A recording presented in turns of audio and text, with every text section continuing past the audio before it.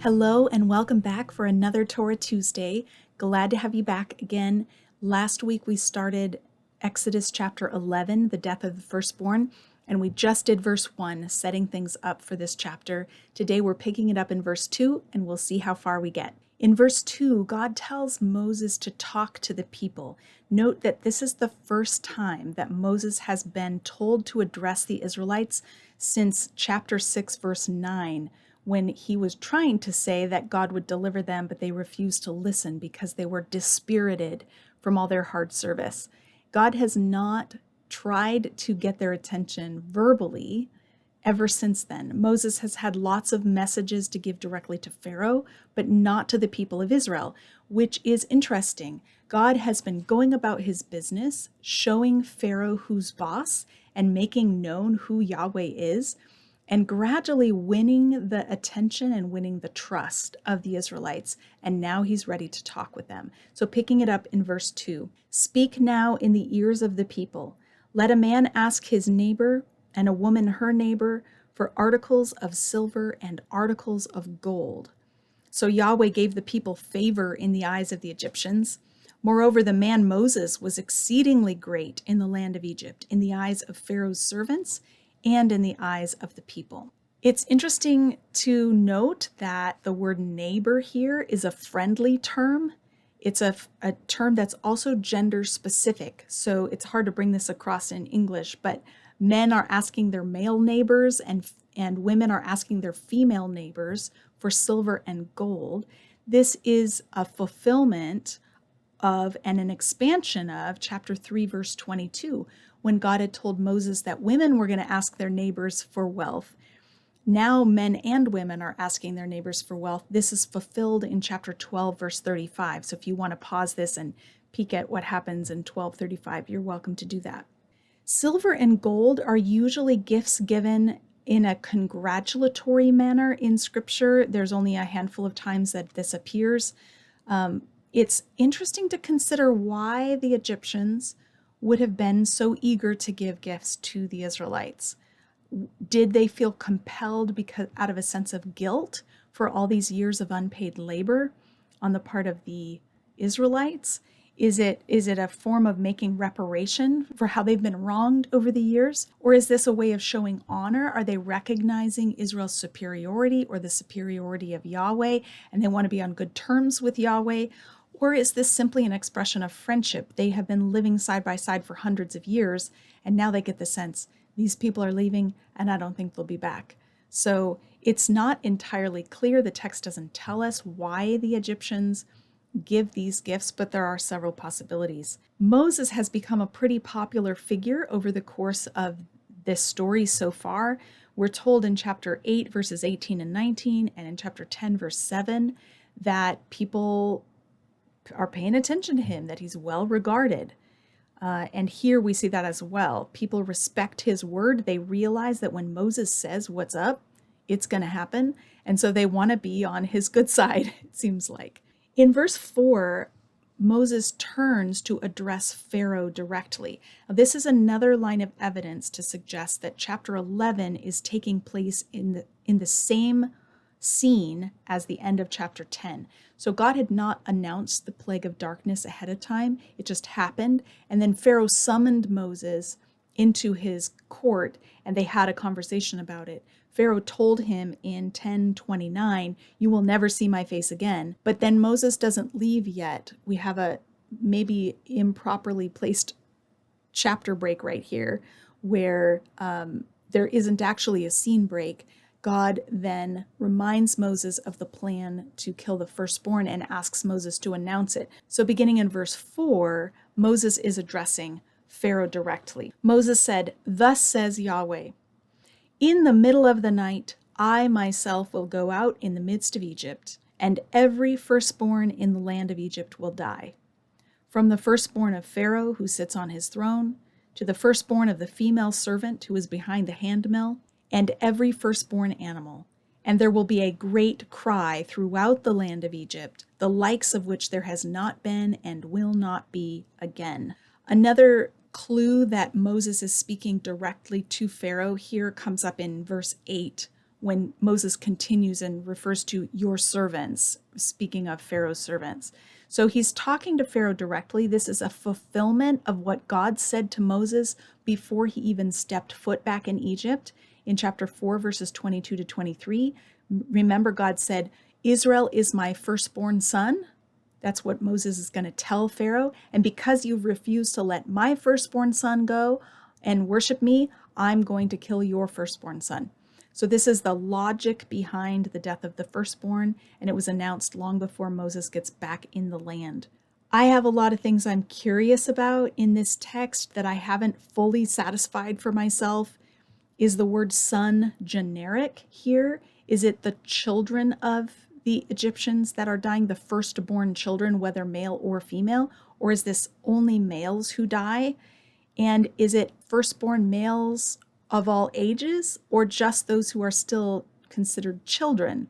The text is remarkably vague about this. It doesn't say clearly whether they were men and women, or male and female, and whether they were all ages.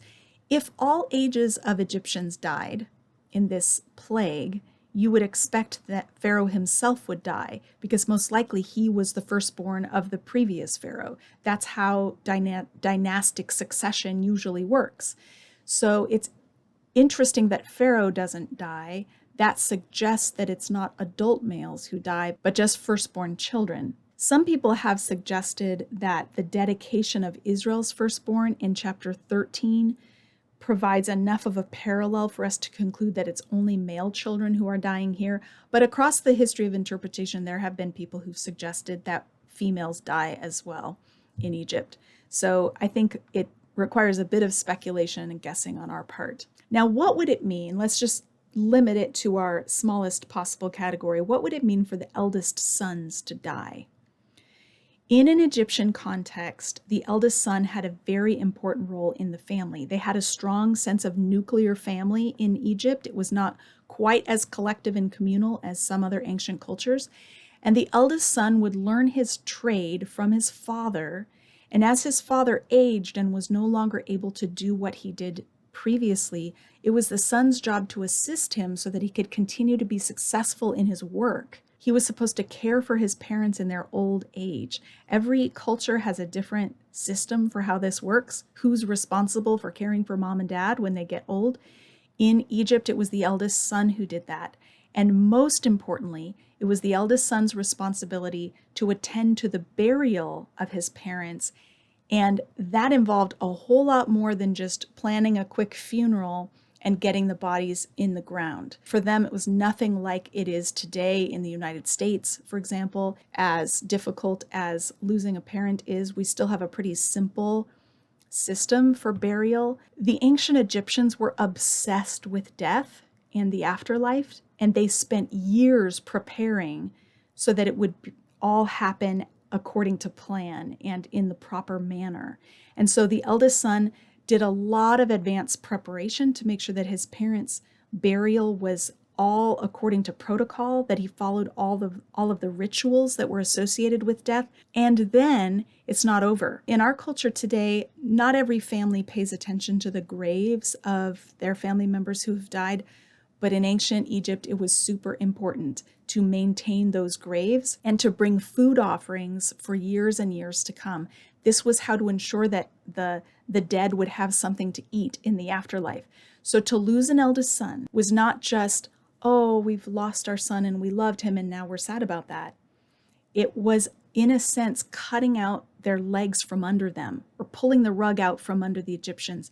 Their entire family's future would be jeopardized by the loss of the eldest son.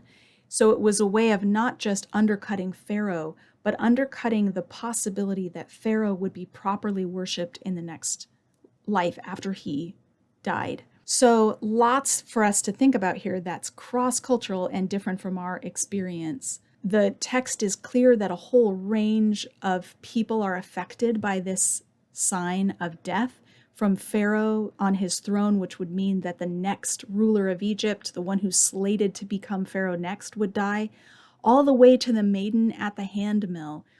Bread making was a really important thing for every family. Bread was a major staple of the Egyptian diet, and it would take, for the average family, someone would have to do several hours of grinding every day just to make enough bread for the family to eat. So to talk about the maiden at the hand mill being affected by this, we're looking at the poorest of the poor, the one who's tasked with the most menial chore, which is grinding grain to make flour so that they can make bread. The life expectancy in Egypt is really interesting to learn about as I was researching for the commentary. Upper class men lived the longest. They could live into their 60s all the way to their 90s. That was the average life expectancy. Women not as long, but if they were upper class, then they could make it to their 60s. Lower class Egyptians only lived until their 30s. Their diet was not robust enough, and the medical healthcare available to them was not robust enough to outlast their 30s. So we're talking about a lot of young families that are trying to survive in a time when infant mortality was super high. It was considered a really big deal if your child lived until age 5, because so many babies died before then. So to take aim at the firstborn, the living firstborn of the Egyptians, was a major blow, both to their present and to their future. Moses tells Pharaoh that this is going to happen in the middle of the night, which is an interesting undercutting of the sun god Re and his lack of authority at nighttime. I've also heard that Pharaoh was supposed to be the protector at night. So clearly there is a lack of protection on Egypt if the firstborn all die. And the result of this will be that a great cry will go up all over Egypt. The word for great cry is the same one we see in chapter 3, verses 7 and 9, when Yahweh says that he's heard the great cry of the Israelites because they've been oppressed and God is coming down to rescue them. So the great cry has now provoked a solution, a just punishment that will result in the crying out of Egypt. You can flip ahead to chapter 12, verse 30 to read the narrative about the outcry that will happen. But the last thing I want to leave you with today is that after the Israelites leave Egypt, when they get to Sinai, God talks about the great cry again. In chapter 22, verse 23, or verse 22 in Hebrew, the Israelites are told that if they oppress someone and that person cries out, then make no mistake, Yahweh will certainly hear their cry. So Israel has gone in this book from being the ones who have cried out under oppression to being the ones who watch their oppressors cry out under God's judgment, but then they're warned not to treat others ever in such a way that they need to cry out, because God will hear those cries. So it's a very interesting unifying thread through the rest of the book. I hope you've enjoyed this. Have a great week.